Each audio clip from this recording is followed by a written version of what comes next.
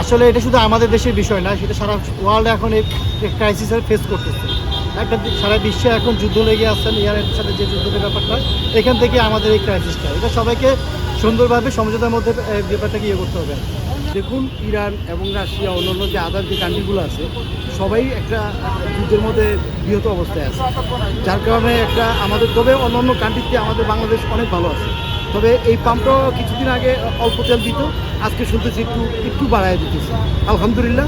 তো এই সংকটটা সম্ভবত থাকবে না, যদি যুদ্ধ অব্যাহত থাকে তাহলে আমাদের জন্য একটু আরও ভালো হয় ভাইজান।